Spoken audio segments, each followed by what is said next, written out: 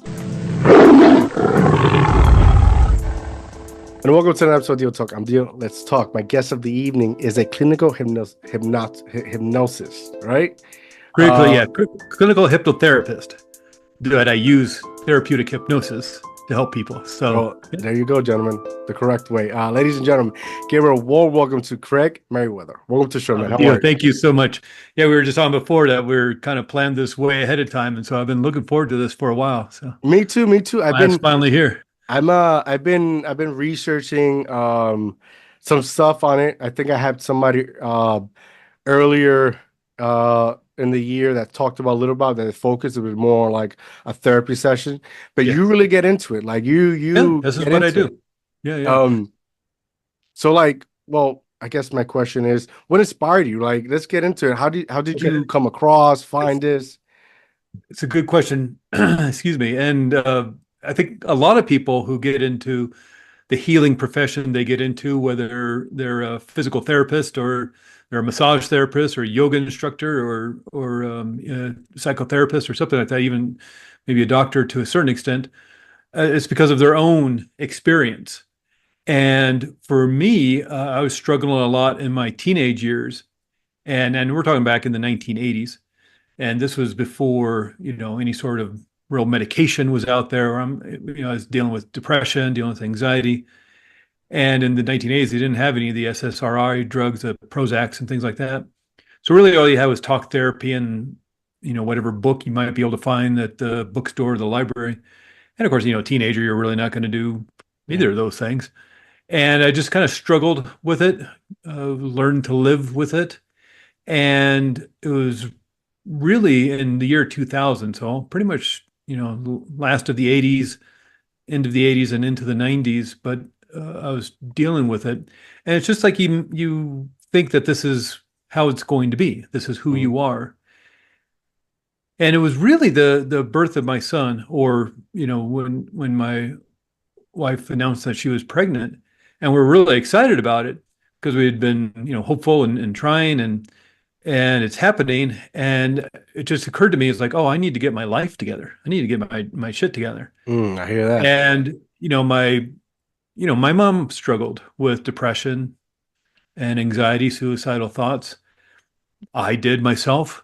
And so whether it's a nature or nurture thing, it's a genetic component to it, or it's just mirroring what you're shown in the home Mhm. as you're growing up. It's like, well, I wanted to make sure my son, if he did end up struggling with it, he had a set of tools on how to manage it. And so I started working on myself. By the year 2000, the internet's out there. So you had a lot more information about to research and to work through. And it was starting compiling a lot of different tools and strategies and building up my skill base, wanting to just kind of rid myself of this heavy overcoat of depression and anxiety. And, after some, you know, hits and misses, after working on myself on and off, realized one day that, oh, it's been a really long time since I really felt that heavy depression and Mhm. anxiety. And what I realized, I had this toolbox filled with tools. One of the tools I used was hypnotherapy, and we can get in a little bit about what that's all about in a few minutes or so. But it was so helpful for me, and I was so interested in it because when you would read the book, the personal development books, the Mhm. self-help books, the blog posts, whatever was going on, they'd always have like a bullet point list, or here's the top 5 things you can do to help change your life.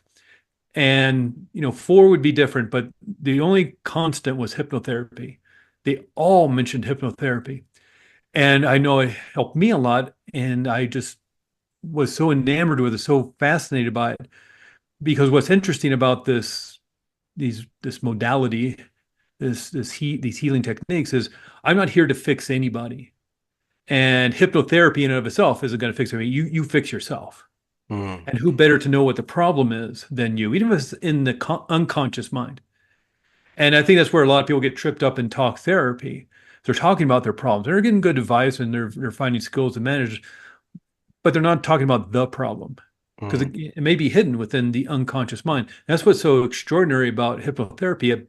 By quieting down the mind, quieting down the body, you can bypass that conscious level of mind and move into the subconscious mind and start rooting out all that stuff.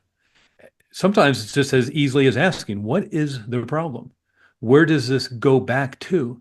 And you know what it is because it's been installed within the filing cabinet of your subconscious mind. And so I ended up kind of a little bit later in my life, just kind of changing careers, changing my direction of my life. And I studied to become a hypnotherapist. I trained at the Hypnotherapy Academy of America, which is a extraordinary school and real class where, real school that you go to and sit in a classroom with 25, 30 other people, and you learn the scientific validity behind these processes and these techniques. You may see a demonstration on a certain technique, pain control, healing acceleration, relieving trauma, anxiety, whatever it may be. And then you go and break up into small groups and you practice with a coach in the room. So you really get extraordinary training, 9 a.m. to 6 p.m., Monday through Friday for 2.5 months. So it's 500 hours of training before you walk out of there. So it's really extraordinary. And I've been doing it ever since. And it's just a extraordinary way to help people Wow. deal with a lot of hurt and pain they may be struggling with. So how does it work? Do you, your clients, or how does it work? What are the steps? Like, Right. do they come to your home? Do you go to a clinical office? Like, Okay. It can happen either way. Well, not I don't have a home office other than just doing mm, my Zoom sessions, but I have an office. I live in Flagstaff, Arizona, but mainly most of my clients are outside of Arizona. Everything happens over Zoom nowadays. Look at what we're doing, yeah. just having this conversation over Zoom. And so that's how we can do hypnotherapy, just like you can do talk therapy or a doctor's appointment. What's interesting about the research behind all that, and a lot of people dove into the Zoom sessions during COVID, of course. Nobody wanted to come into anybody's office anymore. Hmm. And the sociologists have been doing a lot of research since then. How does it work? Does it have any efficacy for healing doing it over Zoom? And what they found is Zoom sessions work as well as in-person sessions. And there have actually been studies that show that Zoom sessions, virtual sessions, or whether you're using Skype or whatever, they actually may work better than in person. And the reason why is because people feel comfortable and relaxed in their homes. They feel safe in their homes. And so you've already just taken down a level of stress and anxiety and apprehension. There's something Hmm. new and what's going to happen. And so you've already taken down that level because you're feeling comfortable in your home. If you live in a big city, you don't have to travel across town on a Friday afternoon in rush hour traffic. And so not only does Zoom sessions work, they actually may work better. And so, long answer to a short question. I do see people in person if they happen to be in Flagstaff, passing through town. I have people, driving up from Phoenix, maybe taking a long weekend. They want to do hypnotherapy. It's like, oh, let's make a weekend out of it. Or, of course, they live in Flagstaff, but a lot of my people I work with are just Zoom sessions. So they're around the country, some around the world, even. Yeah. Wow. Yeah. And so, in terms of what happens in a session, it kind of depends on what people want to work on. But I work, as you can imagine, a lot of people dealing with anxiety, a lot of fear out there right now over the last few years. And some of it's related to the events going on right now. But oftentimes, the root or the foundation of that hurt or that pain or that trauma can be found earlier in life, maybe even in childhood. And again, even if it's unconscious, you know what the problem is because that feeling state of anxiety or that feeling state of anger or fear or worry or overwhelm, that can only be created within the body by changing your brain chemistry. Hmm. And so when somebody feels anxiety, you're turning on the stress response, the fight or flight response. And to do that, you need to create the hormones of adrenaline and cortisol.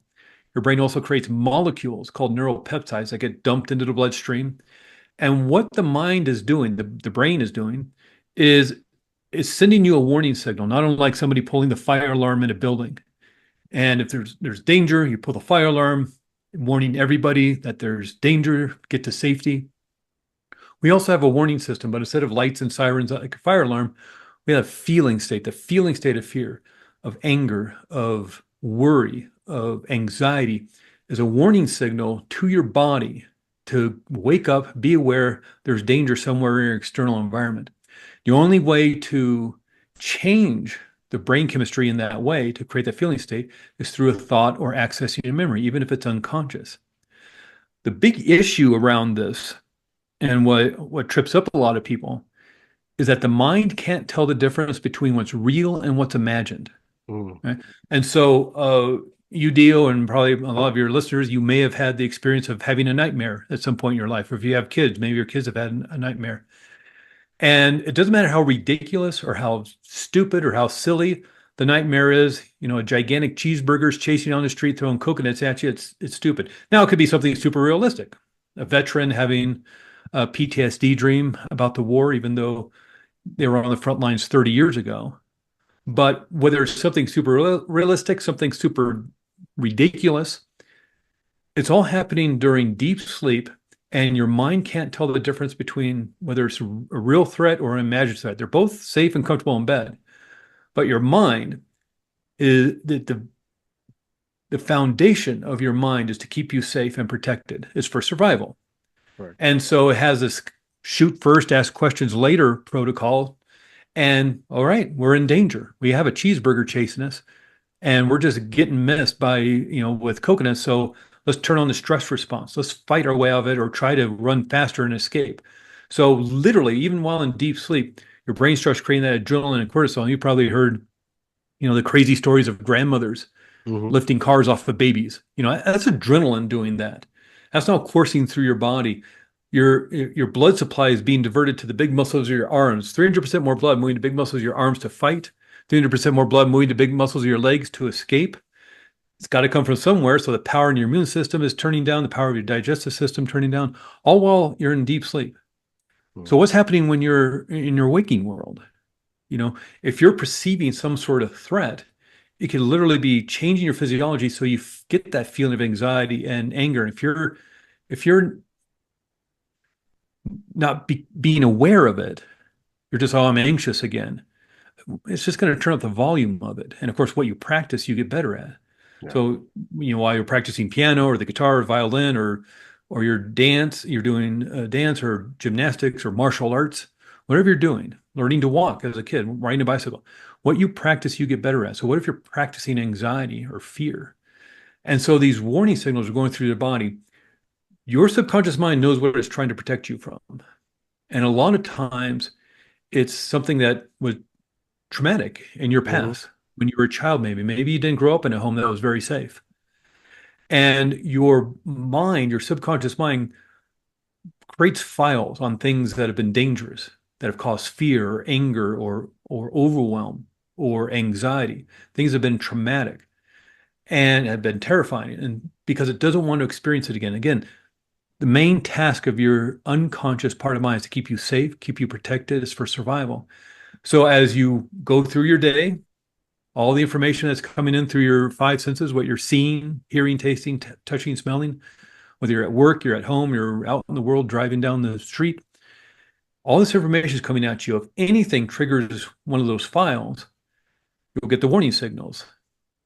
But if you don't become really aware of the warning signals or you just ignore them, Hmm. they're just going to continue running. They're going to get louder. And so, in terms of what we do in therapeutic hypnosis, is one, you can learn to turn off that stress response. You're allowed to do that. Just like you can turn off the fire alarm, just turn it off. You're allowed to do that. But it's also finding those files, and you're allowed to do that too. You're allowed to get rid of them. You're the one who put them in there, and that's not to blame the victim, blame the child, say it was their fault. But even unconsciously, you're the one who put those files in there. Sure, certainly through maybe a traumatic experience, a terrifying experience, something that was unsafe, and probably more likely unconsciously. But you're the one who put those instructions in there or those files in there. So that means you're the one who could take them out, Hmm. you know? And that's what we do. We allow you to take them out. And it can be as simple as just imagining a filing cabinet and, what color, before we open the filing cabinet, what color are all the files that are traumatic and dangerous and need to go. Oh, they're all red or they're Mhm. all black. All right, we'll open the file cabinet and shred all the files that are black. All right. See, when you explain it, like I'm imagining like a dam, right? And where you know how the dam Yeah. has this water, right? And it's preventing for the water to come out, and opening that dam and just letting it all out Yeah. and just Yeah. flow with it. And we actually sometimes use metaphors like that, maybe not specifically like a dam, but like a waterfall, because there's an inherent understanding that let's say if you're let's say you work outside all day, you're out in your yard, you're in the garden, you're hot, you're sweaty, you're dirty, you're muddy. You get into the shower and you wash yourself off. What Mhm. happens? All that dirt, all that gunk goes down the drain to where? Who knows? I guess it's hooked up to the main sewer line and goes somewhere. I don't know. Mhm. But it's gone. It's not coming back. So even if like you're in a beautiful healing place and there's a wonderful healing waterfall, and maybe it's water, maybe it's energy, or maybe it's light, or maybe it's some sort of other healing energy. Whatever it is the right way to see it. And imagine staying under that waterfall, and not only is it cleaning you on the outside, it starts cleaning you on the inside. And as you notice it doing this, you see the water around you is starting to turn murky and dirty with all the stress and the anxiety and the hurt and the pain is being washed away from you, being washed on the inside and out the bottom of your feet. And then you just take one big breath in and you look up, and now the water is all cleared away because it's floated down the stream. It's not coming back. And so you can do processes like that because hypnosis is really just imagination and playing pretend. There isn't some sort of voodoo zombified trance state you need to get into. It's about imagining, playing pretend, and your intention. That's the most important part. What do you want to do? It's like creating a safe place within your Mhm. subconscious Yeah. subconscious. Yeah, that's a great way of putting it. And if your intention is to heal and you create that safe place with, help of somebody facilitating, maybe like Mhm. myself, and you feel safe in that place, maybe even creating a bubble of protection around you Mhm. so you feel safe. Make it stronger, make it bigger, and now let's create some healing around that. Where do you feel it in your body? I feel it here. Well, why don't you just pull it out? I've had people do that before. Let's pull it out, keep pulling and pulling until it's all gone. Because your subconscious is creating the Mhm. symbolism, the metaphor of the hurt and pain. And well, I don't know, maybe it'd be interesting, maybe insightful, maybe helpful to find out why it's there or what happened when you were a child. Why not just get rid of the hurt and pain? Mhm. It's just sort of like if you've ever been backpacking, if any of your listeners have been backpacking and you hike 6 miles, and you're carrying this 25-pound pack on your back. After a while, it starts feeling familiar to you. And it may not be very comfortable, but it's what you know. Mhm. And then you just start thinking, well, I guess this is just how it's going to be until you get to that beautiful spot, maybe overlooking a beautiful valley or a stream or something. And you take off that pack, you're like, oh, okay, that was heavy. Oh, I'm glad I don't have to carry that anymore. You don't need to know what's inside the backpack. Maybe it's interesting to go through it, find out what was in there, but just drop the backpack. Mhm. And it can be that simple. Might not be easy because sometimes that's some heavy lifting to do in the healing work. But it can be that simple if that makes any sense. Yeah, yeah, Uh, it it can be that simple because change happens in an instant. yeah. There may be some lead up, might be some setup to change, but change happens in an instant, just as that trauma may have been installed in an instant. If you're at home and it becomes really unsafe, maybe there's even abuse in the home. That fear, that anxiety, that terror, that trauma, it doesn't take, weeks and weeks. Well, that wasn't cool last night, but I guess I feel no, it happens in an instant. That terror, that Mhm. trauma can be installed in an instant. Well, if it's installed in an instant, why wouldn't you be able to heal it in an instant? Yeah. I mean, who said you couldn't? And what is to their benefit that it takes you months and years to heal? Mhm. You know what I mean? So like in letting go of those, that dark matter within Mhm. oneself, right? Yeah, Um, great way of it putting it. does, and right in your experience. those you have helped? Have they ever like is it a long-lasting effects that helps them deal with present problems or future problems, like handle things better, carry themselves better? Um, Yeah. just I guess something you just be like a tree and where you're taking all the toxicity but letting all the clean air out in a way. Yeah, yeah. No, it's a great question. And yeah, you're absolutely right. You change. Again, you could use the metaphor of a broken leg. Yeah, Mm, you break your leg, and then yeah, okay, that takes a little bit of time to heal. But once you take the cast off, you're not hobbled anymore. You don't have to use crutches anymore. You're not in pain anymore. You're back to, walking around, running around, playing basketball, playing baseball, playing hockey, whatever you're doing. yeah, You're life back goes to on. being normal. And since we just mentioned it, while maybe hypnotherapy can't instantaneously heal a broken leg, Harvard did a study where they they looked at people who had the similar broken leg. They're all wearing casts, but half the group also got hypnotherapy sessions once a week.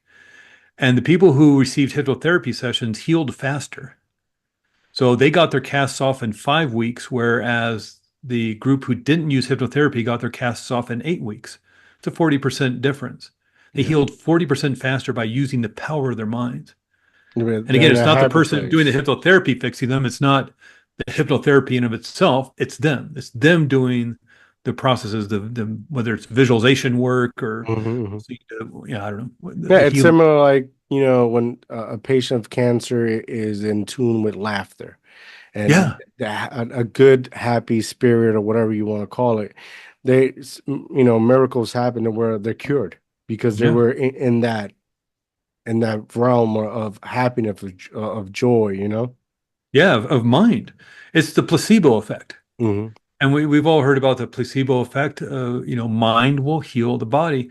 And some pharmaceutical company doing their research on, let's say, some high blood pressure medication, Hmm. they have to have the control group. They have to have a group that gets the sugar pill, a pill with no medicinal value, can do nothing to heal you. Why? Because they have to account that mind will heal the body. They have to account for that in their research because they know it's going to happen.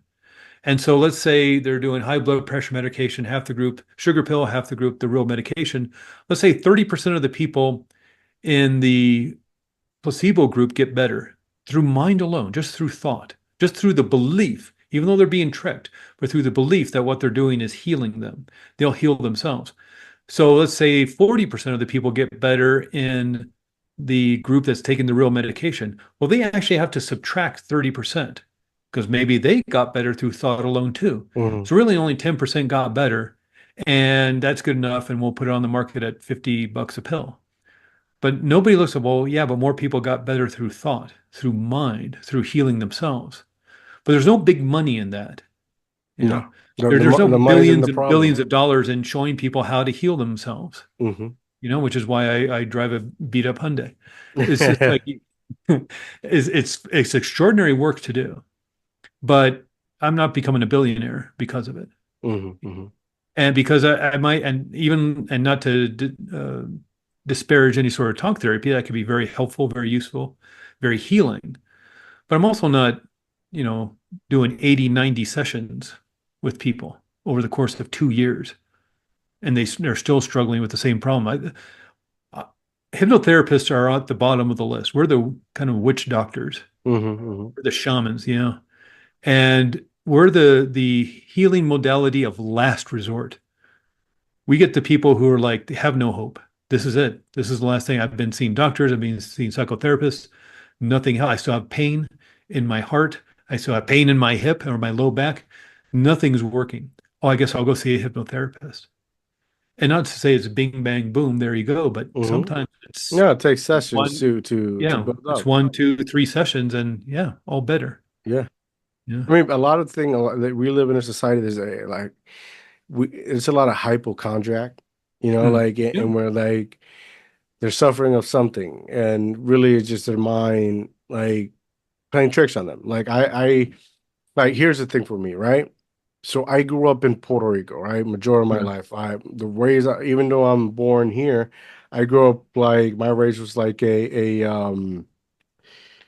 an immigrant, right? Hard Right. work, Yeah, yeah. everything was physical. So when I come here, I notice in my, like I moved here, what, in my 20s?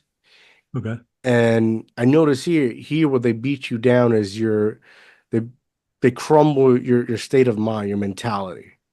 Mm. Like people that you would never see thought of, like you see him, his physical is strong, he's buff, but his Right. mental is so weak and broken. And that's how they get you. And Yeah. I believe this, right? I don't have proof or nothing like that, but I believe in my experience as a grown man, and what I've gone through life is that within society, and to them to take advantage of you, right? Or control you, whatever fuck the thing is, right? They have to break your mind. And Yeah. not having a healthy mind is equally to, like, cancer going up to your body, because once they take control, that's it. Yeah. If they take hope away, what do you have? Yes. Yeah. You know? Correct. Yeah. You're just going to try to survive, and you don't have time to try to make a difference. Yes. You don't have to. You don't have time to make things better. And so it's to their advantage, whoever they is, Hmm. the people at the top.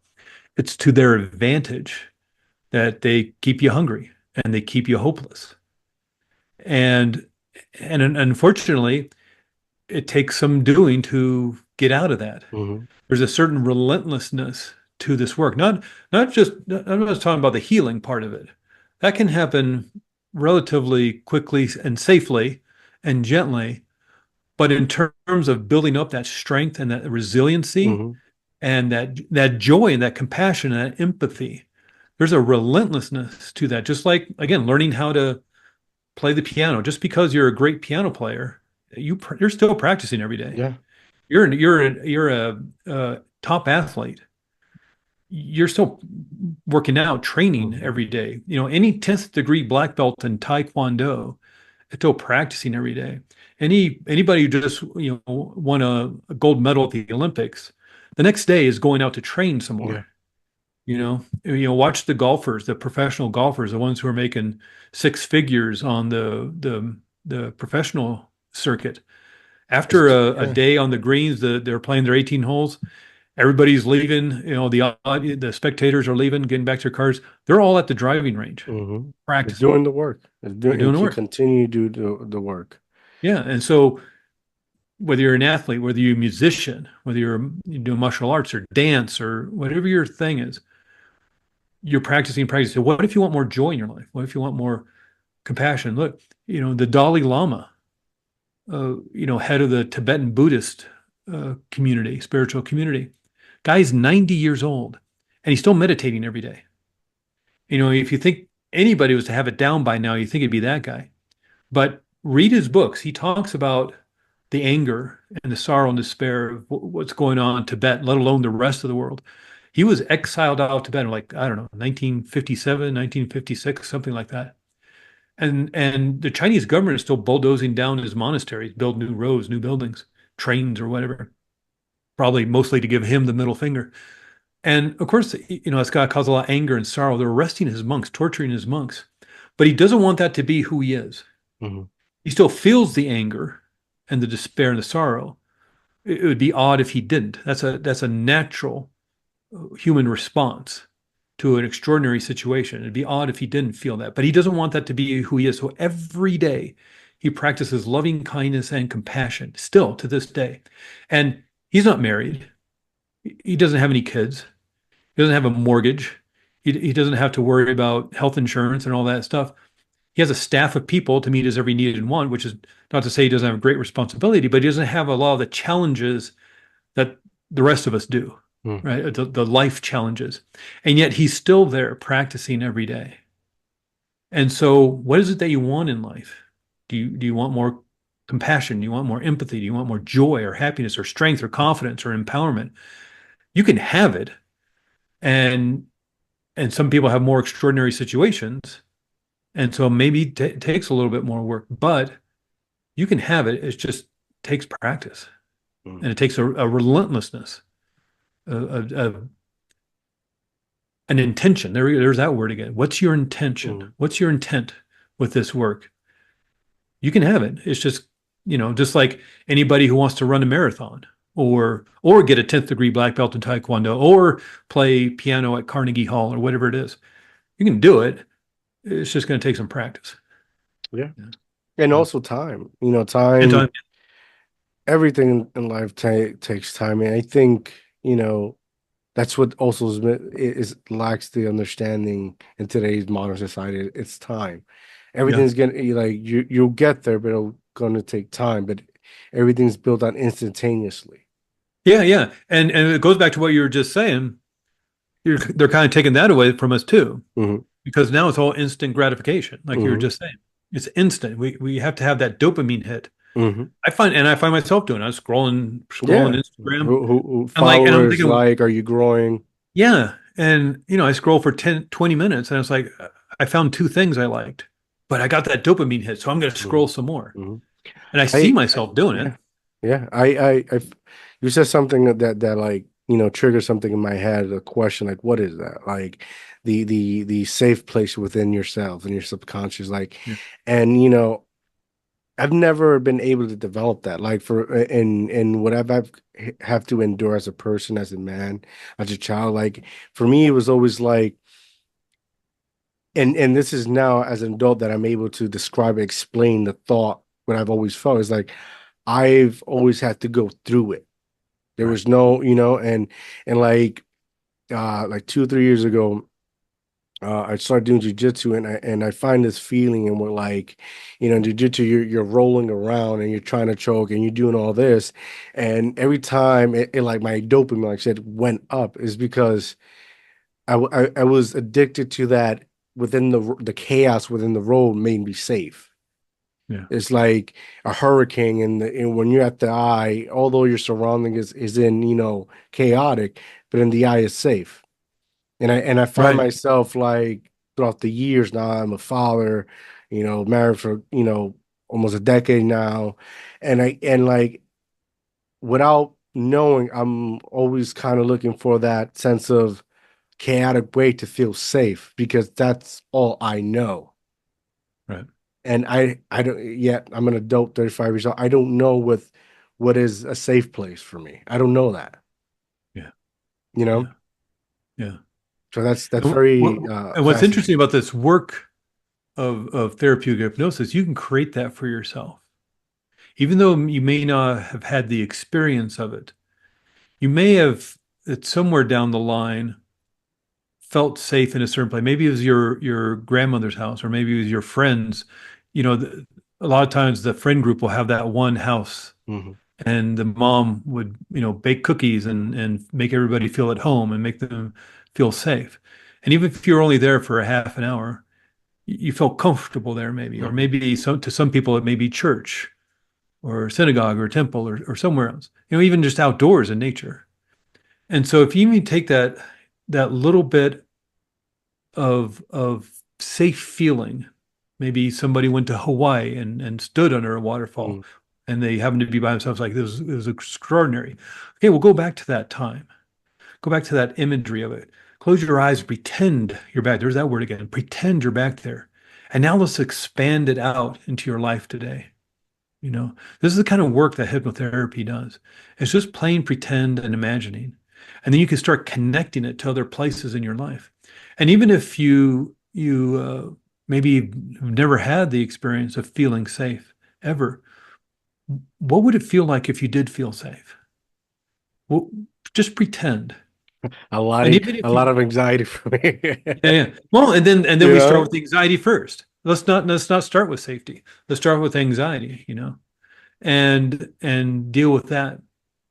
But once the anxiety's gone, what they say in science class, nature abhors a vacuum. What are you going to fill it up with? You Yeah. dump all the dirty water out of the bathtub. Well, now you got an empty bathtub. Let's fill it up with something. Let's Mhm. fill it up with awesomeness, Yeah.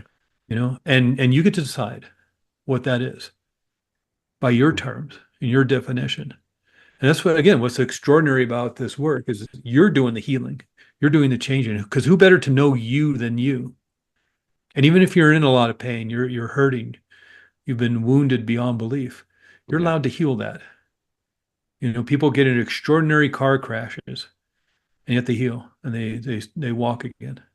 And so why not heal emotionally that way, even if you've been just brutalized? It's like Yeah. you're allowed to heal, you know.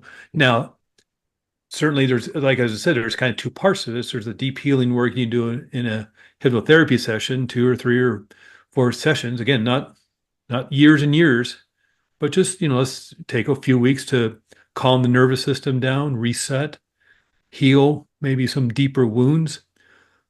That's part one. Part two is, okay, well, what do you want instead? Joy, happiness, confidence, strength, power. Well, now it's time to practice that. Let's install that. But like anything, you don't get a black belt on your first day of martial arts class, as you know. Yeah. So, what are you going to practice? What are you going to become a master at? And you can become a master at the guitar or the violin or a foreign language Yeah. or, It's like, what's your next adventure? yeah, yeah. You can run a marathon, but first you have to get off the couch, Mm. and walk around the block a few times and then work on your nutrition and then start jogging and then, you can do it. But it just might take some effort Yeah. on your Yeah. part. Researching what you do, like I came across this article, which I don't really know because, we live in the daily internet where like news articles are iffy. Read something Yeah, about yeah. like a 70-year-old, 73-year-old man being operated not by anesthesia but by hypnosis, Oh, yeah, yeah, yeah, yeah. That's true. which Yeah, I found it like yeah. It's extraordinary. my first thought was like, man, you're taking you already someone who already lived a life, right? Yeah, yeah, yeah. So, damn you do it works, damn you don't, old elderly person and doing this experience, but like just reading, over it, like I think that was extraordinary Yeah, how yeah, that was able to be done yeah, yeah. in modern day society. Well, that actually started back in the early 1800s. There was a Dr. James Esdell. I know we're running up against time, but really quickly, back in the early 1800s, there was a doctor from England who went to India. Mm. And, they don't have, well, even in England, they didn't have fancy hospitals, they didn't have fancy anesthesia. So in India, Dr. James Esdell started using this trance state. And he'd put people so far into trance it looked like they were in a coma. So he could do amputations. He could cut people open and take out tumors and sew them back Mm. up, war injuries, whatever. And he brought it back to England, and another doctor, Dr. John Braid, started looking at it and researching it, wanting a name to describe it, to write about it, to talk about it with his colleagues. He decided to name this coma-like state after the Greek god of sleep. The Greek god of sleep is Hypnos. So he called this trance state, as coma-like state, hypnosis. Mm. And this is like the early 1800s. And since then, this word has grown to encompass all sorts of kind of meditative, altered states of consciousness kind of thing, even just a daydreamy state, staring out the window when you're bored in a meeting at work, or you're stuck in traffic, or you start Mm. thinking about something else. But in terms of operations and things like that, whether it's dental work or surgery or things, people may be allergic to the anesthetic Yeah. or the anesthesia. So you can go on YouTube and see people getting root canals or fillings, cavities being drilled out, and they're allergic to the Novocaine or the lidocaine, and so they're using hypnosis, and they're still awake. They're not even in a coma state. They're just removing the pain, because the pain are just signals between brain cells. Yeah. So turn them off. You Yeah. know, I mean, if you can create pain, like people oftentimes have pain maybe in their lower backs or their necks or their shoulders, and it's all emotional. So it's not that there's an injury there. Mhm. It's all emotional. So literally the mind is creating that pain. So if the mind can create the pain, take it down. Yeah, it's like that the last one of the last movies, the Hannibal, right, where he removes the Oh skull of the yeah. brain, right, and he's not feeling anything. He's eating his brain, but he removed that sense, Yeah, and yeah. even though it's There's fictional, an but interesting one. That's an interesting one. You look this one up on Google, if anybody's interested. It was several years, maybe 10 years ago at this point, maybe 12. There was a guy in Berlin, and so when you do brain surgery, you're awake. and they do local anesthetic, kind of like you might do for dental work, Mm. because they need to poke around the brain and make sure they're not like they're taking out a tumor or something. They don't want to cut memory. They don't want to cut speech. And it's a little different in everybody's brain. And so they need to kind of poke around and ask questions or have you sing or speak or whatever to make sure things are cool. Well, this guy, for whatever reason, whether either he was allergic to the local anesthetic they were going to use or whatever information they needed from him couldn't be filtered through the anesthetic, they needed to hypnotize him. And so they brought in a guy from Vienna, from the medical school at the University of Vienna. And of course, it was when they just didn't meet 5 minutes before surgery. They worked together and practiced for some weeks. But this guy had brain surgery, wide awake, only using hypnosis. And that's Jesus, a that's bone crazy. saw to the head. Hmm. That's cutting skin. They're shaving the head. They're cutting skin with a That's scalpel. It's a insane. bone saw to the head. And the brain doesn't have nerve endings or anything like that, so you don't feel anything when you're digging around in there. But you got to put the skull back on. You got to Hmm. sew it back up. However that's happening, all the while wide awake, all with no pain. And you That's look that insane. up and since we're talking about it, because I know what you're saying, a Hmm. lot of these now everything's written by AI, Yeah, and God knows that's probably not true, because it's just using whatever they can find on the internet. correct.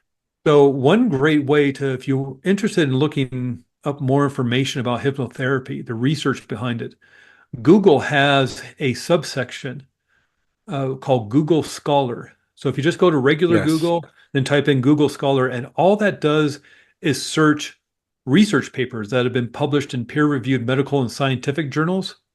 And so if you go to Google, go to regular Google, type in Google Scholar, your first search result will be scholar.google.com, and just type in hypnotherapy or hypnotherapy and Hmm. pain control or hypnosis and anxiety or whatever, and you'll just get years and years Hmm. and thousands upon thousands of research studies showing the efficacy of this Yeah. work. You know what I find fascinating, and I think this is what makes it breaks it, right? The Yeah. the the hypnotherapy, right? It's like when like you're describing this in a way like you're in a medical way with Right. proof, scientific research, practices, information. Majority of the individual I've spoken about regarding this, right? And doing my Mhm. research, it's like, and I mean no offense when I Oh say no, this, say it. Go ahead and say it. We'll to any of my talk about listeners or viewers, it's like almost a hippie explaining you this, like it's it. spiritual and all these things, right? Yeah. And no disrespect to them, but like nobody wants to hear that. Nobody feels safe, right? When majority of the people, like people who have influence, people who have money, people who are making the world go around, are gonna listen to that and you're like, that's nonsense. You gotta like change the narrative, change the language, the delivery. I'm not sure what it is, but like when you're speaking about it, it's like you went to 8 years of doctor school, right? And you're using information, valuable information, to describe what your patients go through, how it goes. You're bringing your theses, right? Like you're writing an Yeah. essay. You're very informative, and you're using factual information. But over the time, it's the conversations for your spirituality and all this Yeah. stuff. Yeah. You know? And there's a certain aspect to that, and neither right or wrong or good or bad. So hypnosis is sort of like the Force in Star Wars. It's not Yes. good or bad. It's just you can use it for whatever you Hmm. want. You can use it for good. You can honestly use it for bad. A great example of this, that's not that it's bad, but it's, let's say somebody's going to the doctor to, you know, uh, to get their appendix out. They have Yeah. appendicitis, they need their appendix out. And the doctor says, okay, you know what, this is really safe and easy surgery to do. I've done thousands of them. So it doesn't take that long and it's going to go smoothly and perfectly, but you're going to be in a lot of pain during recovery over the next 3 weeks. It's going to really be really painful. Well, he's just giving you a suggestion. This is an authority figure, Hmm. knows what they're doing, and he's telling you you are going to be in pain. He's kind of giving you a hypnotic suggestion. Hmm. And not only doctors, but of course the news nowadays, especially the news, are giving you hypnotic suggestions on how to feel and how to react. Of the blog posts, the Yes, videos on YouTube, they're whatever. already implanting that in your subconscious. Yeah. Commercials, of course. Commercials are notorious, Yes. of course, to try to Yes. influence you to buy their product or their service. And so not only is there what you were just saying, that more kind of spiritual hippie aspect of it, which again is fine if that's Yeah, correct. used it for, is I think it's amazing. But there's also that entertainment side of it too. The shows in Las Vegas or comedy clubs or whatever. You see the videos on YouTube of people acting stupid and Hmm. dancing like Michael Jackson and singing like Elvis Presley and quacking like a Hmm. duck, Hmm. all that stuff. And it goes back to, again, whether you're using it for a more clinical aspect, whether it's pain control, physical aspect of your body, you know, reducing your blood pressure through relaxing and resting, dealing with pain, healing, acceleration. If you got surgery or you got a broken bone or something, but there's the more emotional side of it, mindset, belief aspect of trauma. There's that aspect. So while you're just saying the clinical side of things, the spiritual side of things, certainly very helpful. But then people point out the entertainment side. Well, I'm not going to have this guy Hmm. have me quack like a duck. And again, the foundation of this is your intention, Hmm. right? So if somebody comes to me and wants to stop smoking, their intention is stop smoking, get rid of these cigarettes, they're going to do it because that's their intention. But I can't throw in there some sort of suggestion to say, oh, and later on this afternoon, go rob a bank and we'll split the money. Mm. That's against their morals. That's against their intention. They don't want that. So that's why I can't go into prisons and hypnotize everybody to be a upstanding, law-abiding citizen. I can't go to the leaders of the world and create world peace. I can't get Elon Musk to write me $1 billion check. The reason I don't have $1 billion check from Elon Musk is his intention is not to make me rich, Mm. you know? And so those shows, when you see them in Las Vegas or comedy clubs or whatever, everybody up there volunteered to be up there. They want to be up there. Their intention is to have fun, to entertain, to be goofy and to be silly. They're exhibitionists, they're extroverts. They just want to have a funny video to put on TikTok or Instagram or something They or want it. YouTube. They want it. And so guess what happens? They have a fun time, have an extraordinary time. And you'll even see, though, at the beginning of the show, maybe everybody does a big process. Is who had fun and who wants to come up here and do this. People volunteer and say, okay, everybody come up here that raised their hand. They have 15, 16 people up there. And they'll start doing processes to weed out those people who aren't good candidates. Maybe they're up there just trying to mess with the like hecklers at a comedy Hmm. club. They specifically go there just to mess with people. Or maybe they're nervous because there's now 100 people, 200 people staring at them with lights and cameras and phones out, and they get really nervous. That's not going to be a good candidate either. So they'll do a process just like, okay, I want everybody to press their hands together, like in the prayer position. And now pretend that they're super glued together. Everybody close Hmm. their eyes. Pretend your hands are super glued together and pull them apart. Just try to pull them apart and find that you cannot because they're super glued together and they're like, I can't do it. I can't do it. And I then mean, one I person think, on the side, they do this, yeah, they do this. They're off the stage. They pull yeah, their hands apart, they're off the stage yeah. because they're not a good candidate. I think it works because it's no different than when you're having this seminar or motivational speeches, right? A Tony Yeah, yeah, Robinson. It's you look at these seminars that people pay a lot of money to go to, right? Millions of people, mhm, and essentially he's breaking your mindset down with his speech, yeah, and he yeah, starts. This is an hour long, 12. There's just it's a whole process. So essentially, they're hypnotizing you to yeah, yeah, motivate, to break out whatever thing you're going through. So when you leave there, it's like a whole new mindset. yeah. Walk across the fire. That's crazy to think about, Hmm. walking across fire like that, or whatever else it is. And it's not so much they're like hypnotizing you, maybe it's like they're motivating you, inspiring you. Yes, You yes, have it within you. The reason you paid all that money, the way you're probably sitting there for a week or so and paid a few $1,000s is because your intention is to change. yeah, And yes, they have the exciting music and maybe the lights and everybody stand up and yeah, you want to change your state, change your body, change how you're sitting, change how you're breathing. You'll change your state. Athletes know how to do that. Mm-hmm.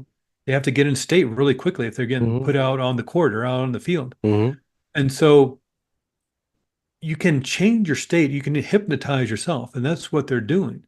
Is they're taking what you want, your intention, and running with it. Mm-hmm. And then, yeah, there's a certain amount of influence that you can do, but it's just like the doctor.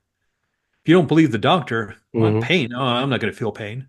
You don't have to take his suggestion that you're going to be in pain for 2 weeks after surgery. It's like, nah, that's not true. Yeah. You know? And so, certainly you're allowed to change. And if you take control of that, and a lot of this work is giving you back the control. If you take control of that, you can be whoever you want. Otherwise, you might be working off default settings Mm-hmm. that were set up when you were a child, or you're just going to let whatever random commercial or news program is going to Mm-hmm. influence you. You're just going to go Mm-hmm. with that. But it's the idea of it's not unlike maybe watching a movie. And it's not that you're hypnotized, like in some sort of trance state with your eyes closed, but you're watching a movie and you get it's the music and it's the quick cuts and it's exciting if it's a car chase or maybe it's sad because the person died and everybody's crying. Back in the day, it was tears of endearment.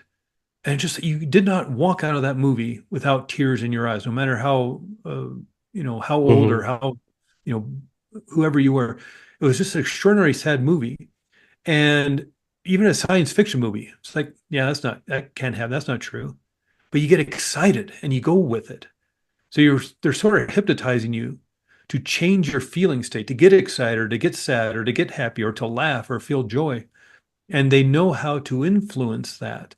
And if you become aware of that kind of stuff on how it's being done, whether it's a movie or just music or like at a Tony Robbins, personal development kind of workshop or the news or commercials, man, you have a lot of power when you can start recognizing that because then you can start doing it for yourself. Yeah. Yeah. Yeah. Yeah, and I agree 100% what you say. It's you gotta want it. So Yes. different than an addict wanting to recover. You have to Yeah. want it. Yeah. Like that's the first step, essentially. Yeah. Yeah. That's why, so many people walk out of rehab. They get thrown into rehab.